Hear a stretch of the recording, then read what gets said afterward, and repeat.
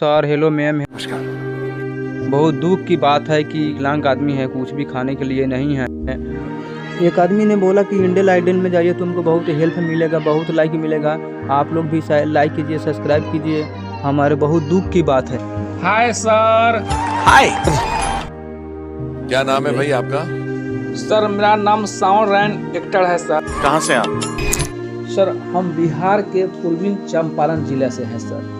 क्या बताएं सर, मैं क्या बताऊं सर अपनी मजबूरी सर। हम लोग दो भाई हैं सर। एक भाई मेरा विकलांग है सर, यानी कि दिव्यांग है सर, और हम हैं सर। और मेरे माता पिता भी है सर घर पर सर। हमारा माता पिता सर किसान है सर, काम करते हैं खेतों में सर, किसी और का खेत लेकर सर काम करते हैं, उसमें हम लोग भी काम करते थे। और मेरा जो विकलांग भाई वो तो काम करता नहीं है, वो घर पर रहता है सर। तो फिर मेरा पापा जी बोला कि अरे तुम इतना अच्छा गाना गाते हो, क्यों नहीं तुम इंडियन आइडल में जाकर तुम थोड़ा ट्राई करते। तो सर आप लोग जानते हैं सर, मेरी माँ को पसंद नहीं था कि मैं घर छोड़कर मैं कहीं जाऊँ। तो फिर मैं अपने माँ को समझाया, तो मेरी माँ बोला ठीक है, अगर तुम चाह रहे हो तो जाओ इंडियन आइडल में, और तुम्हारा मन है तो जाओ।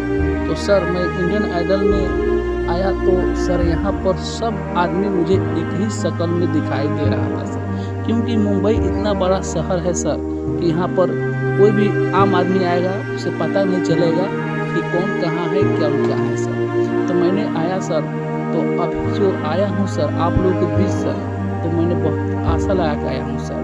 मुझे बहुत कठिन हुआ यहाँ पर आते आते सर। यहाँ टपरा खाए सर, बहुत टपरा खा कर मैं यहाँ पर आया हूँ। मैं क्या बताऊँ सर अपनी मजबूरी सर। मैं जब मुंबई आया तो सर मेरे पास पैसा नहीं था सर, और मेरा पैसा सर ख़त्म हो गया हुआ था सर। तो मुझे रहने का घर नहीं था सर। तो मैंने सर किसी और से सर रोटी मांग कर सर खाना खाया सर। इसलिए सर सब कुछ तो लोग सह सकता है, लेकिन भूख नहीं सह सकता है सर। यह पेट पाती के लिए सर पेट में बहुत सर ज़ोर से भूख लगी हुई थी सर। तो मैंने सर रोटी मांग कर सर खाया सर। फिर मुझे रहने का सर व्यवस्था नहीं था, सुविधा नहीं था सर। तो मैंने किसी की एक झोपड़ी में सर रहने लगा सर।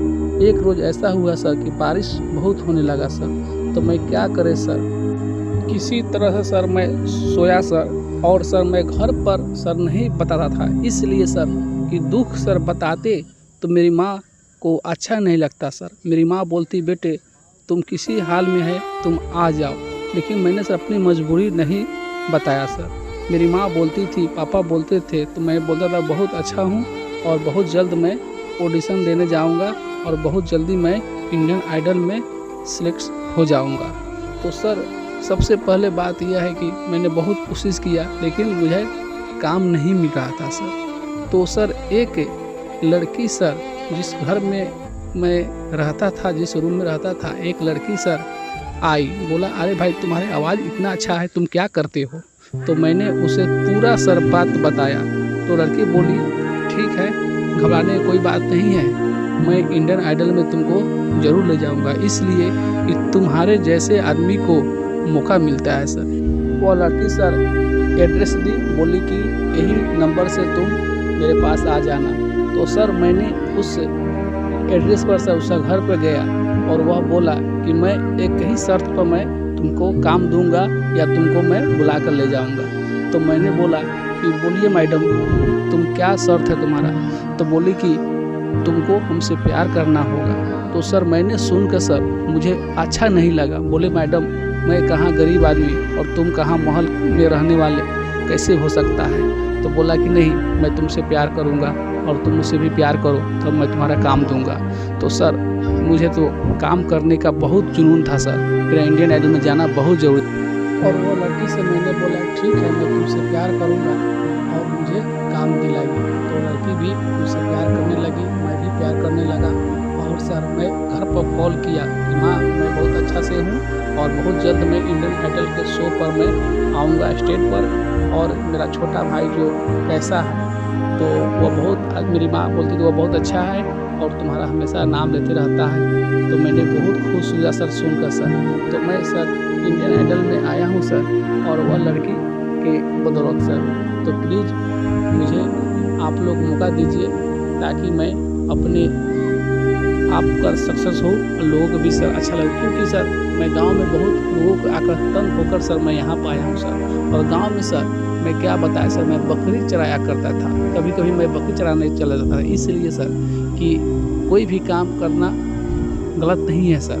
तो मैं बकरी चराया करता था, तो वहीं पर गाना गाता था, तो वहीं पर लोग सब बोलते थे अरे भाई अच्छा से जाओ, तुम बहुत अच्छा गाना गाते हो, तो सर प्लीज़ मैं आया हूँ आप लोगों के बीच, तो सर मुझे मौका दीजिए सर, ताकि मैं अच्छा से मैं गा दूँ और आप लोग अच्छा से सपोर्ट करेंगे तो मैं घर जाऊँगा तो मेरी माँ बहुत खुश होगी सर, और मेरा विकलांग भाई भी सर मैं उसको बुलाऊँगा सर, इसलिए कि वो भी बहुत अच्छा गाना गाता है सर।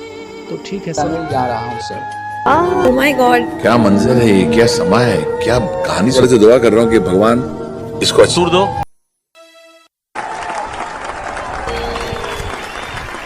ऐसा इतना अच्छा कैसे गा सकता है। मुझे ना सच में ऐसा लगता है कि जब मैं ऐसे रियलिटी शोज पे आती हूँ, इतना टैलेंट देखते हैं हम, और आप तो मतलब मैं कुछ बोल नहीं सकती हूँ, I don't think I am capable. ये संगीत कहाँ सीखा, कैसे सीखा, कौन सी गलियों में, क्या तुम्हारी आवाज में प्यूरिटी है, क्या सादगी है, क्या मासूमियत है, कुछ ऐसी झलकियां है तुम्हारी आवाज में जो इस हिंदुस्तान को हिला देंगी। और मैं मेरा दावा है, कौन इंडियन आइडल बनेगा पता नहीं, लेकिन इंडियन आइडल 11 तो बन चुका है तुम्हारी आवाज।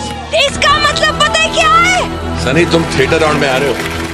For more updates, subscribe to our channel, click the show links and enjoy watching